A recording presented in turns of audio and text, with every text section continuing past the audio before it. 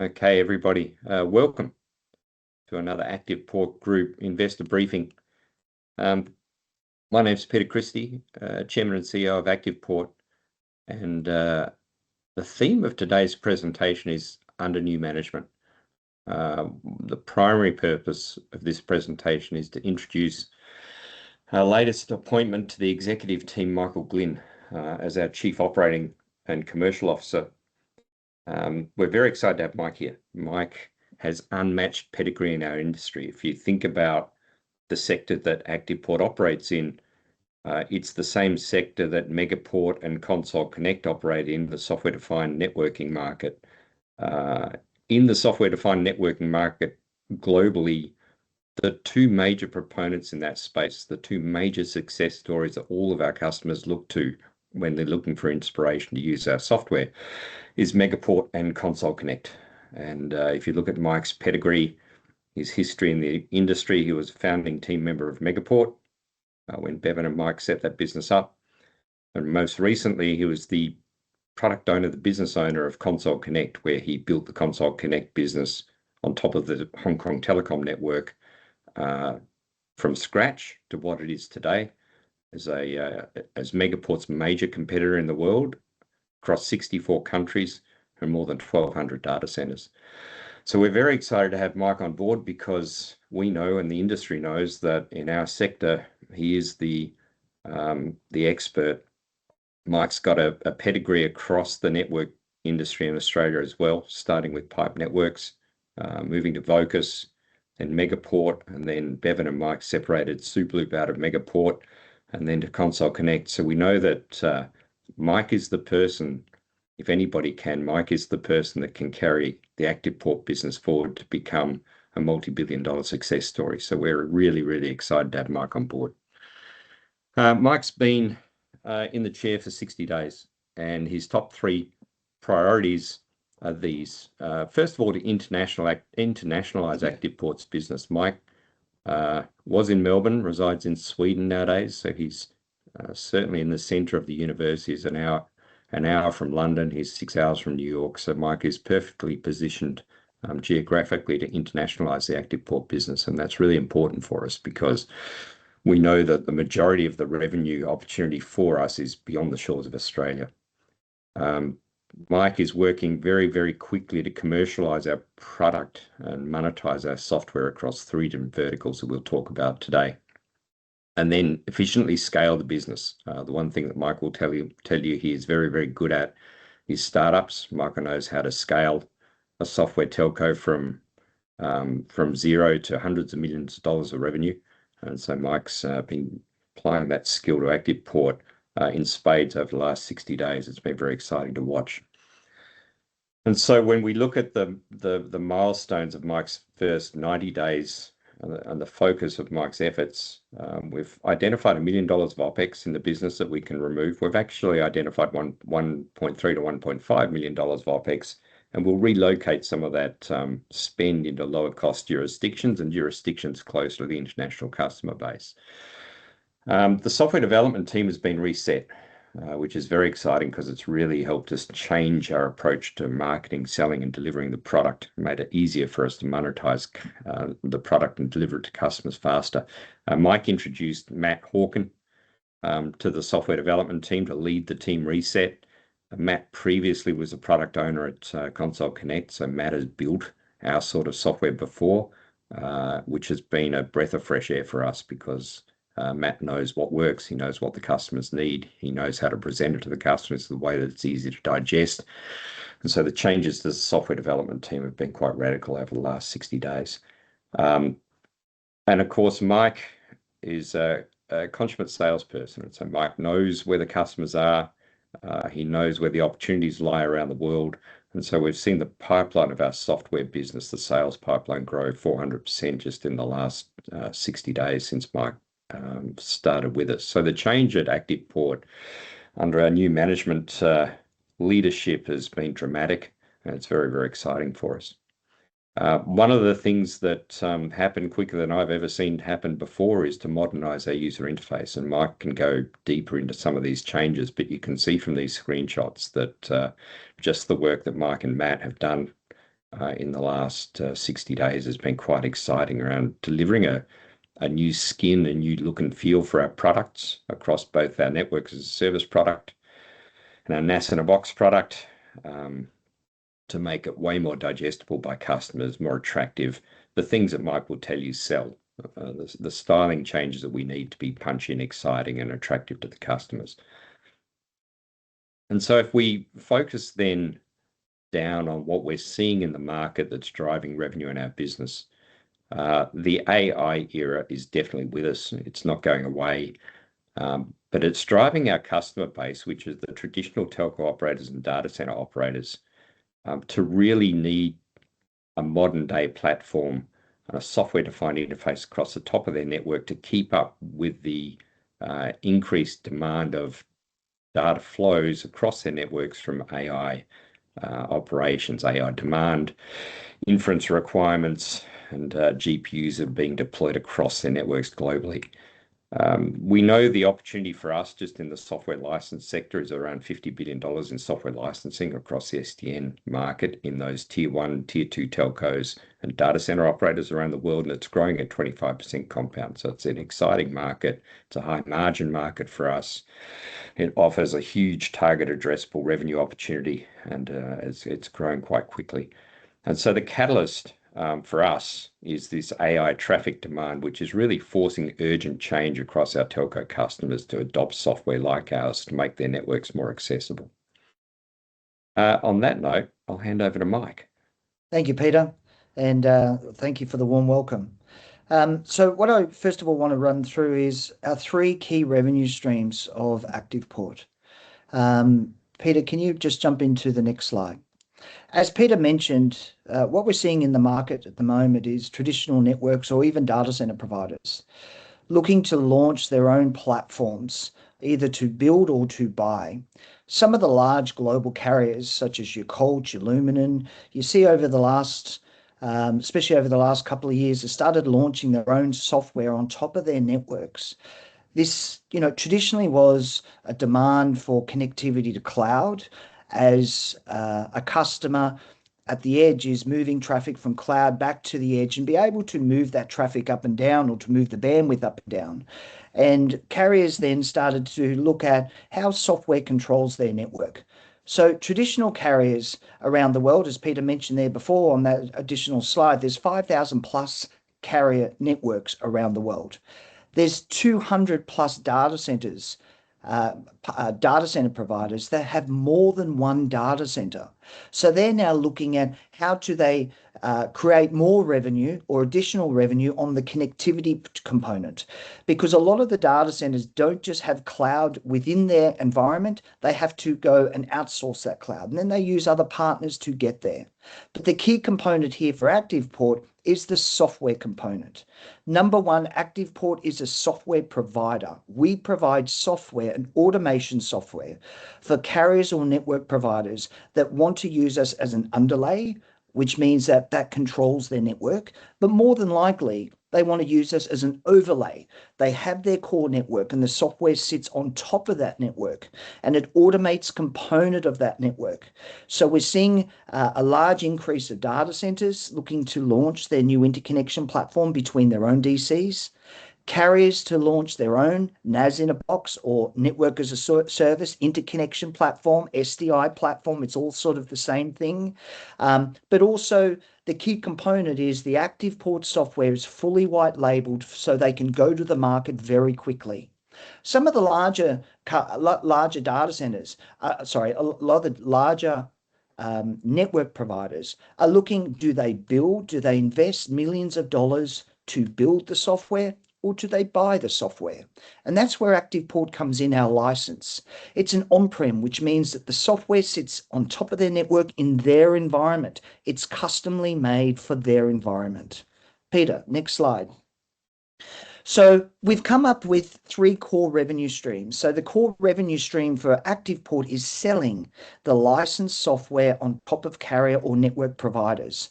We do that with a license fee, as well as a service fee, a clip of the service every time someone uses the platform, and it's a small fee underneath.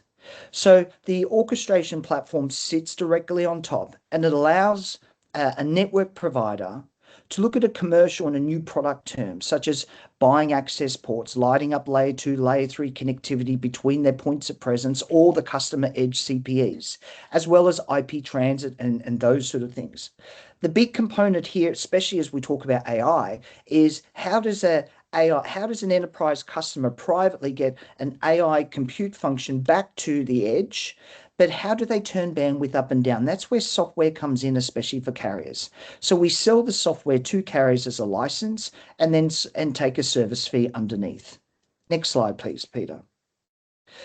So the key products of the software enables our partners to launch their network as a service platform, to launch layer 2, layer 3, and now we're working with layer 1 on demand, which is subsea cable. How do they turn layer 1 wavelengths on demand between different countries also in the same metro?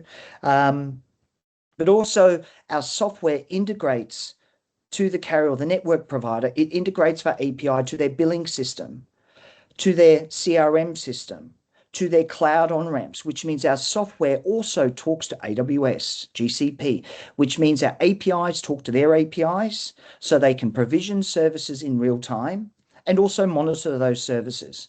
But a lot of our partners also buy connectivity out of their network, and that's where the software becomes unique as well.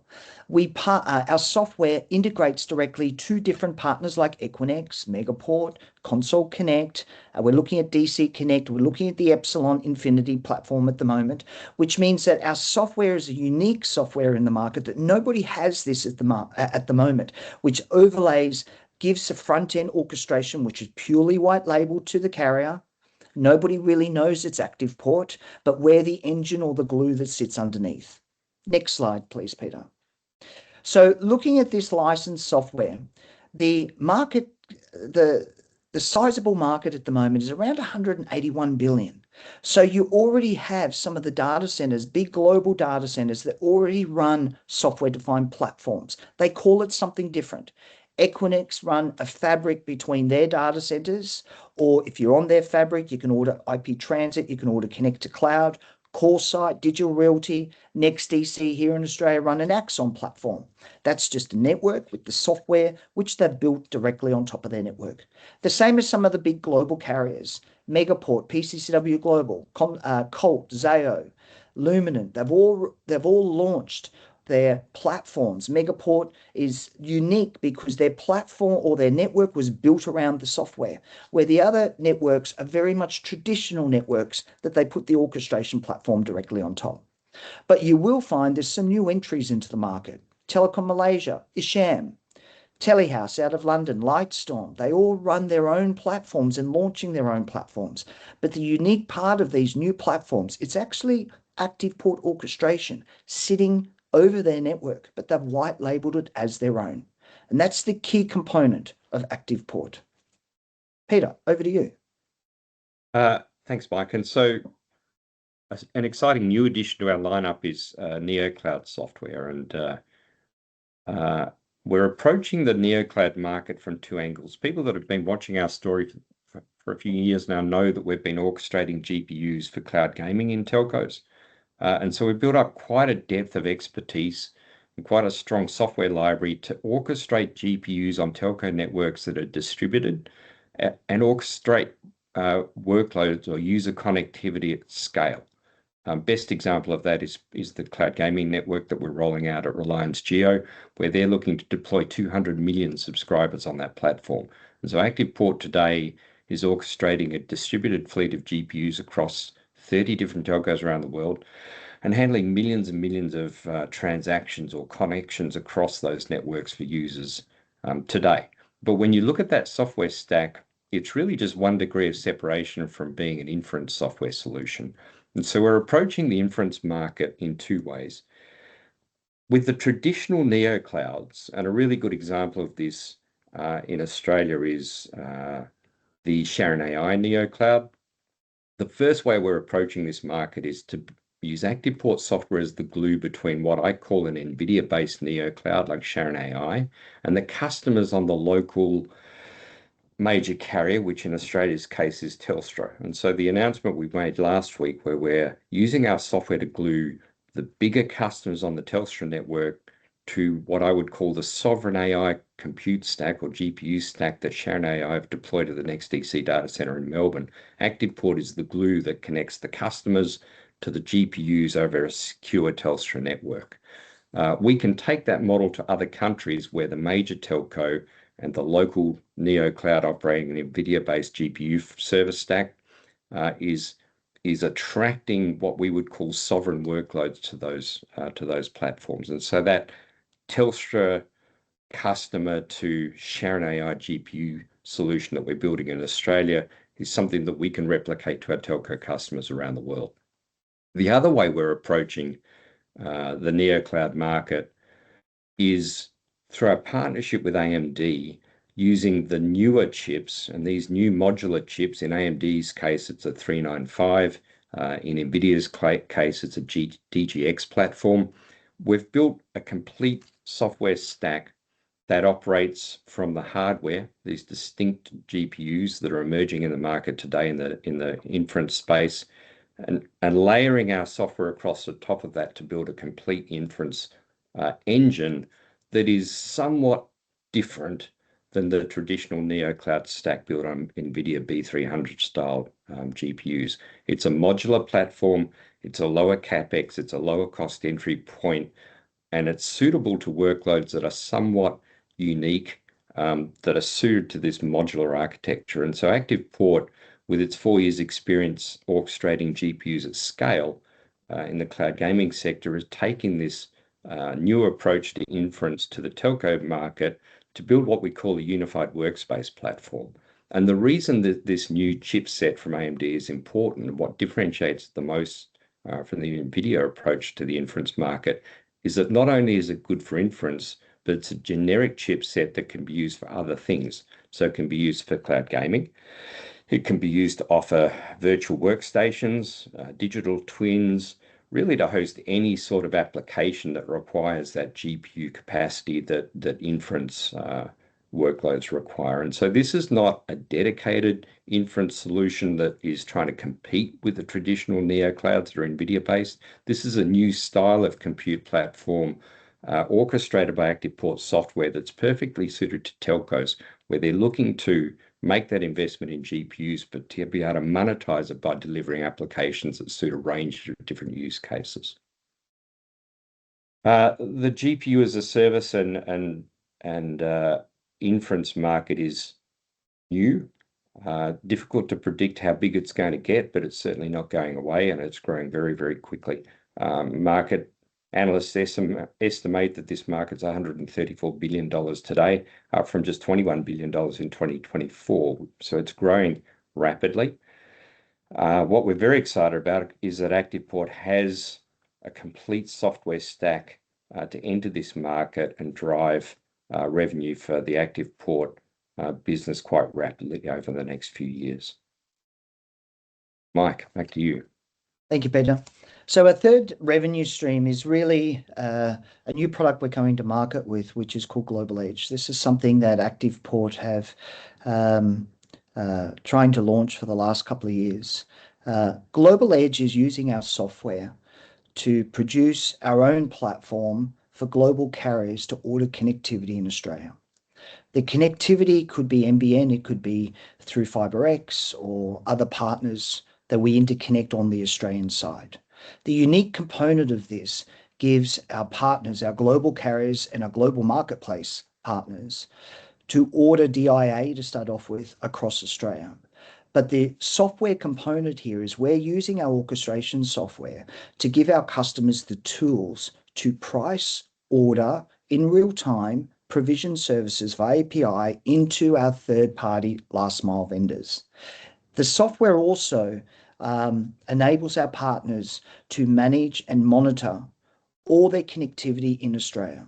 When you look at a global carrier, global carriers order thousands of DIA services in Australia every year.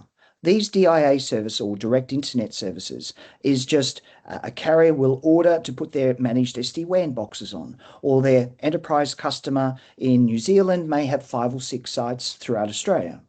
So they then now can access our platform all via API to price, provision, and manage those services all by a simple to use platform. Now, this unique platform, we can cookie cut this platform. Once it's up and live, we integrate then via APIs, I mentioned, to NBN and a few others. We can take that and then we can put that in different regions around the world. And we can interconnect local partners, local carriers in there. So a carrier that may be based internationally can buy Australia, may buy Singapore, may buy Hong Kong, may buy the US, all from one platform so they can manage all their DIA services. We'll launch with DIA here in Australia.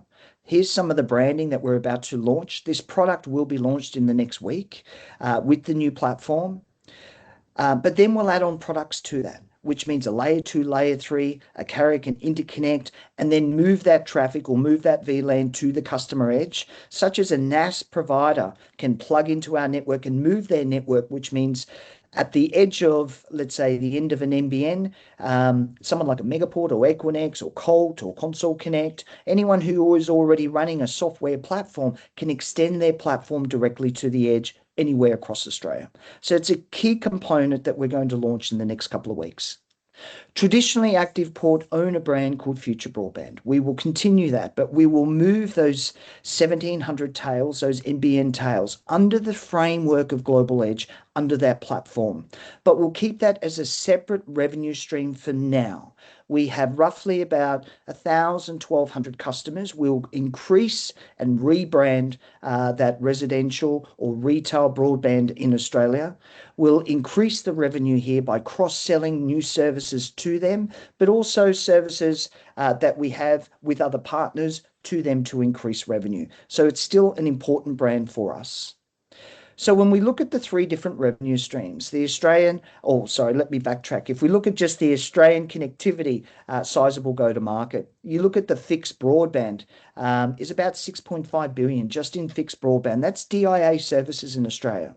Then you start looking at layer 2, layer 3, or MPLS circuits and DC to DC, all up around 8.9 billion is sort of the sizable market here in Australia that we can capture. With the Global Edge product, we're not really focusing on Australian businesses to order services. It's really international businesses buying B-end or Z-end services in Australia, and that will increase our revenue dramatically. So looking at our 3 key revenue streams, we've got the NAS, our NAS in a box, or our software overlay, which we've worked and we are working with many global carriers and data centers around the world. We're looking at our GPU as a service, and then we're looking at our Global Edge and the Future Broadband. All up, you're looking at a sizable market cap around about $330 billion, just on the market cap of those 3 different products. If we can capture 15% of that market, you're looking around 50 billion, which is huge, huge amount that we can capture over the 5-10 years.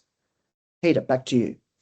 Thanks, Mike. So the targets for us, and these targets haven't really changed, but I think with the changes Mike has made, are a much better position to reach them in the current year. $16 million is still our revenue target to reach profitability. And if Mike can increase our sales run rate by 22% quarterly or quarter on quarter over the next 12 months, we should hit that number somewhere in around the March quarter in financial year 2027. Stretch goal in the calendar year is $25 million of recurring revenue. And I think we're well positioned to be able to hit those numbers sooner than our objectives. We know that we can get to cash flow positive. We're focused on reducing some of our spend to make sure our burn is under control. But with Mike and Matt on board, we know that we can hit these targets sooner rather than later. The comparisons for the analysts on the call, I always keep track of what I think are the batch of successful software companies on the ASX. I know these are large compared to ActivePort. There's a footnote at the bottom that compares some of the smaller software peers on the market. The point being here that the average market cap to revenue multiple of these peers is around 6. Interesting, when I did this slide 18 months ago, that number was closer to 12.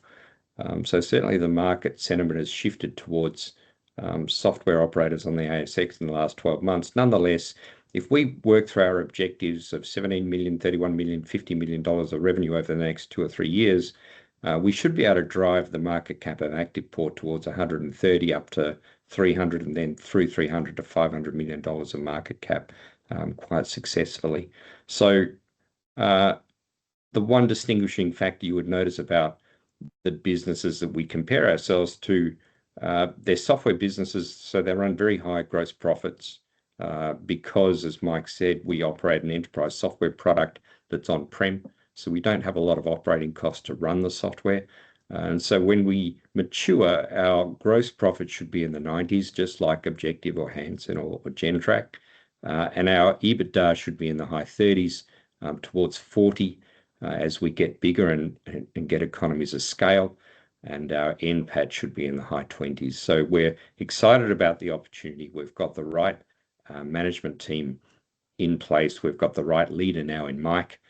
We think it's the right moment. We see a lot more activity in our target audience for our software in the telco sector and data center sector, driven by the AI evolution, the AI era in these networks. And so we're very, very excited about the future.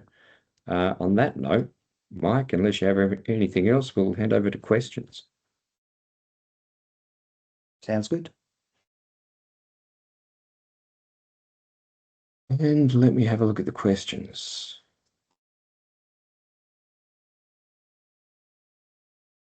Lachlan is asking about how's that last 2 quarters of growth been versus the target of 20% Q on Q.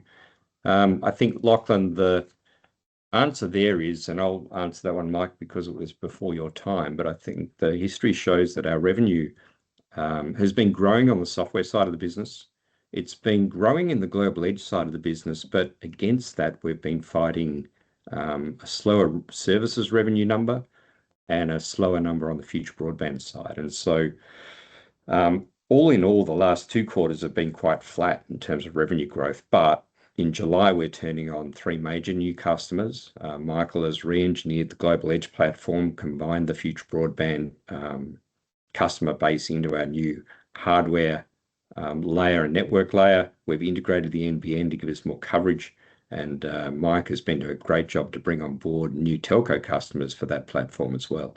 So we know that it has been flat for the last 2 quarters, but we can see the growth coming in the September quarter. We can see the growth coming in the December quarter.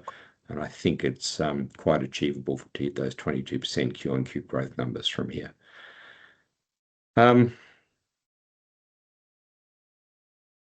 And then the drivers to get to our target number, I think the real catalyst for us to hit these numbers is the work that Mike and Matt have done to re-engineer the product. And one of the things that we've really struggled with over the last few years is monetizing the software. And that came down to 2 factors. Is it needed to be more scalable. So we needed to be able to deploy more telco and data center customers with our software faster. So we have to be able to increase the cadence from 1 every 6 months or 1 every quarter to 2 a month. And the work that Matt has done to re-architect the software has delivered that for us. In particular, we've separated the back-end platform from the front-end service layer, and we're using AI tools now to build the front end for our customers. So every time we roll out a solution, previously it was very manual task to customize the product for each user, to brand it, alter the workflows to suit their environment, do the integration work. Matt's introduced a raft of AI solutions now that mean that we can push these new user interfaces out on a daily basis as opposed to a half-yearly basis. And so there's been a huge increase in cadence in our ability to deliver product. The other factor that is really driving revenue growth, 2 factors. First of all, Mike's ability to attract international carriers to buy BN services for us in Australia. And we'll have some really strong announcements coming up in the next few weeks about business that we've brought onto that. And the third catalyst for that, of course, is the AI market. As we delve into the neo cloud space in Australia, first with our tie-up with Sharon AI and Telstra, and then duplicate that model in other countries. I think that's very exciting. It's a whole new revenue stream for us. And then our new AI inference stack in conjunction with AMD's hardware is quite exciting because that's opening up a new market in our existing telco customer base that promises to deliver a whole new revenue stream to the business. So there are a lot of catalysts that we're working with at the moment that will probably see us exceed those goals heading into the next financial year. Angus is asking about how's the pipeline for new customers looking. Mike, do you want to talk to the pipeline? Sure. Pipeline is very good. I had an opportunity to take some of the sales guys and Peter to International Telecommunications Week in Washington. It was the first time that ActivePort was on the global stage, meeting customers or meeting potential customers of international data centers and carriers. Out of that, we're working with roughly about 12 new customers to deploy services, overlay services. What I'm working at the moment is, especially with the sales teams, working on certain products to go to market. Traditionally, sales team have been selling the products with add-ons, which has slowed down the delivery of these products or these services, which of course slows down the revenue. So we've put together clear product scopes on what we do sell, which is received quite well in the market. Those products, especially on the overlay product, this is the commercial on how do we go to market. These are the products. Outside those scopes, we will go. We'll still do those outside scopes, but we'll outsource some of those in some of the areas we're in around the world. So that will enable us to deliver services instead of the 6 to 8 months as traditional. We can deliver a NAS in a box or an overlay solution in 60, 90 days for a new customer. So as Peter said, the key component here is how do we deliver our services to our customers as quick as possible to get that contract to revenue. And that's a big, I'm not going to say an issue, but that's been a concern previously with some of the customers that have signed in the past, is getting that order to revenue. So we've come up with a scenario of a selling tool that we can do that. And the core products and the people that we're talking to at the moment have certainly captured those products. So I would say in the next 60 to 90 days, probably even earlier, with one particular customer, that we'll start seeing new contracts being delivered. These contracts primarily are not in Australia. These contracts are coming from international carriers that have international arms across multiple continents, that have networks and that are sitting within data centers.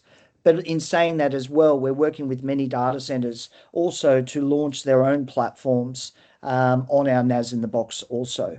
So yeah, pipeline is looking very strong. Thanks, Mike. Luke is asking about insights into the recent announcement with First Wave. Sounds exciting. Yes, it is exciting, Luke. The First Wave, the announcement talked about ActivePort and First Wave. The reality is the four pieces of that puzzle is the GPUs from Sharon AI that are hosted in NextDC in Melbourne, the Telstra network that we're gluing to those GPUs on a secure gateway basis, ActivePort software to be that glue, and then First Wave's relationship with Telstra as a wholesale provider to be able to package and present that solution to the larger customers on Telstra's network as a Telstra provided product. And so the four pieces of that puzzle are very, very exciting. It's a model that we know we can replicate to other parts of the world, because what you typically find in the telco sector is that every country has its dominant telco. In most cases, that telco used to be a government-owned telco. And so customers that are looking for sovereign AI solutions that are hosted in country are usually happy to trust that major telco to be the provider of the communication service to those GPUs to be able to keep the data secure. And have usually got the bigger customers in those countries, especially the government customers on their network. And so the tie-up in Australia between Sharon and Telstra's customers to deliver a sovereign AI solution works in other countries as well, like Malaysia and Singapore and Vietnam and the Middle East with Etisalat and British Telecom.